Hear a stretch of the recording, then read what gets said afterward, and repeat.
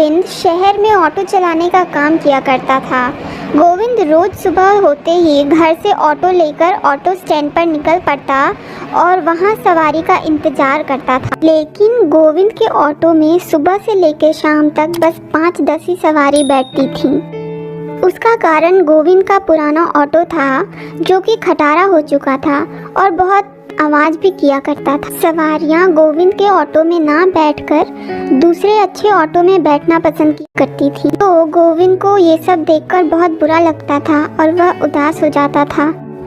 ओहो, ये सवारी भी चली गई। पता नहीं लोग मेरी ऑटो में क्यों नहीं बैठते, जबकि मैं तो दूसरों से कम किराया लेता हूँ। इस ऑटो से तो घर का गुजारा चलाना भी मुश्किल हो गया है। दूसरा ऑटो वाला गोविंद से कहता है, अरे ओ गोविंद भैया, तुम्हारा ऑटो बिल्कुल खटारा हो चुका है।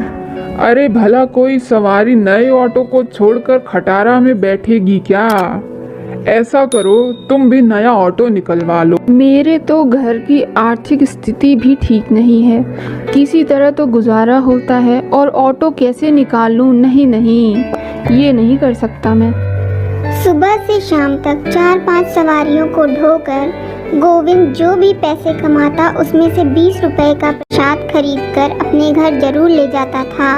ये गोविंद का रोज का नियम था, क्योंकि उसकी पत्नी मंजू भी दुर्गा माँ की परम भक्त थी। मंजू और गोविंद दोनों मिलकर अपने घर में हर शाम देवी माँ की पूजा किया करते थे और देवी माँ को प्रसाद चढ़ाया करते थे। रात को जब गोविंद अपने बिस्तर पर लेटा हुआ होता है, तभी गोविंद की 10 साल की बेटी खुशबू गोविंद के पास आकर कहती है, बाबा आप स्कूल की फीस कब जमा करोगे? हाँ बेटा, बहुत जल्द ही। बाबा स्कूल की टीचर ने बोला है फीस कल ही जमा करनी है। अगर कल फीस जमा नहीं हुई तो मेरा नाम काट देंगे। खुशबू की बात सुनकर गोविंद चिंतित हो जाता है और सोचने लगता है और सोचते सोचते सो जाता है। सुबह को जब गोविंद जाने के लिए ऑटो को साफ कर रहा होता है, तभी मंजू आ जाती है और कहती है, सुनो जी, नवरात्रि शुरू होने को है। मैं सोच रही कि नवरात्रि का व्रत रखूं, कन्याएं खिलाऊं और पूरी श्रद्धा से माता रानी की पूजा करूं। क्या पता इस साल माता हमसे प्रसन्न हो जाएं और हमारी तकलीफें दूर कर दें। तुम बिल्कुल ठीक सोच रही हो मंजू, लेकिन नवरात्रि मनाने को तो काफ़ी खर्च होगा ना। मेरा तो काम ही चौपट हुआ पड़ा है, मैं इतने पैसे कहाँ से लाऊंगा। देखो जी, आप चिंता मत करो, मेरे पास आपकी दी हुई अंगूठी पड़ी है, मैं उसे बेचकर पूजा का इंतजाम कर लूं। जैसा तुम्हें ठीक लगे मंजू, तुम कर लो। तभी वहाँ पर सेठ हरिराम आ जाता है। वह उनका मकान मालिक था और वो गोविंद से कहता है, अरे क्यों रे गोविंद, पिछले 5 महीने से तू टरकाया जा रहा है, मेरे मकान का भाड़ा कब देगा? सेठ जी, आजकल मेरा काम बहुत मंदा चल रहा है, खाने पीने के भी लाले पड़े हैं, इसलिए आपका भाड़ा नहीं दे पा रहा। सेठ जी, आप हमें 10 दिन की मोहलत और दे दीजिए, हम आपका सारा किराया चुका देंगे। ठीक है, तुम बोलती हो तो देता हूँ 10 दिन की मोहलत, पर 11वें दिन पैसा मिल जाना चाहिए। ऐसा कहकर सेठ हरिराम वहाँ से चला जाता है। हे देवी माँ, मुझे इन संकटों से कब छुटकारा दिलाओगी, सहायता करो देवी माँ। उसके बाद गोविंद ऑटो चालू कर लेता है और वहाँ से चला जाता है। वहाँ कैलाश पर शिवजी और माता पार्वती ये सब देख रहे होते हैं। तभी शिवजी कहते हैं, देवी अब और कितनी परीक्षा लेंगे आप अपने भक्त की? दोनों आपकी सच्चे मन से भक्ति करते हैं। स्वामी बस कुछ क्षण और, अभी कुछ परीक्षाएं बाकी हैं मेरे भक्तों की। आपकी लीला आप ही जाने देवी। गोविंद रेलवे स्टेशन के बाहर अपने ऑटो के पास सवारियों का इंतजार कर रहा था और भी ऑटो वहां पे खड़े थे। तभी एक बुजुर्ग महिला स्टेशन से निकलकर सड़क पर जाने लगती है। तभी पीछे से एक चोर आता है और बूढ़ी अम्मा का पर्स लेकर भाग जाता है। अम्मा बैठकर रोने लगती हैं। तभी गोविंद और दूसरे ऑटो वाले वहां आ जाते हैं। अरे माँ जी, आप ठीक तो हैं? कुछ हुआ तो नहीं?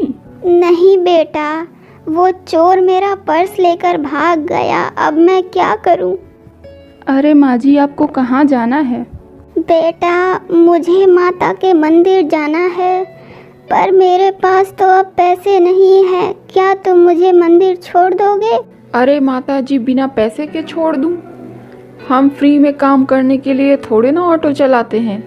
फिर वो ऑटो वाला वहाँ से चला जाता है और अरे माता जी, आप चिंता मत कीजिए, मैं छोड़ देता हूँ आपको। सच बेटा, तुम मुझे फ्री में छोड़ोगे? इससे तुम्हारा नुकसान नहीं होगा? नहीं नहीं अम्मा, कोई नुकसान नहीं होगा। आप मेरे माँ के समान हैं। आपकी सहायता करूँगा तो दुर्गा माँ मेरी सहायता करेंगी। गोविंद अम्मा को अपने खटारा ऑटो में बैठाकर चल देता है और थोड़ी देर में दुर्गा मंदिर पहुंचा देता है। लीजिए अम्मा जी, आ गई मंदिर। जुग जुग जियो बेटा, माता तुम्हारी हर मनोकामना पूरी करें। तभी एक चमत्कार होता है और अम्मा दुर्गा माँ के अवतार में आ जाती हैं और गोविंद से कहती हैं, गोविंद तुम परीक्षा में सफल हुए। मैं तुम दोनों पति पत्नी की भक्ति से अति प्रसन्न हुई। तुम इसी प्रकार सदा पुण्य कर्म करते रहना। आज के बाद तुम्हारे सारे दुख दर्द दूर हो जाएंगे और मेरा आशीर्वाद हमेशा तुम पर बना रहेगा गोविंद। हे माता, आपने तो मुझ गरीब को दर्शन देकर धन्य कर दिया। जय हो माता, जय हो। और फिर गोविंद को आशीर्वाद देकर माता रानी अंतर्ध्यान हो जाती हैं। गोविंद वापस जाने के लिए अपने ऑटो में बैठता है तो उसकी नज़र पीछे रखे बैग पर पड़ती है। वो उस बैग को खोलकर देखता है तो अचंभित रह जाता है। उसमें ढेरों पैसे थे।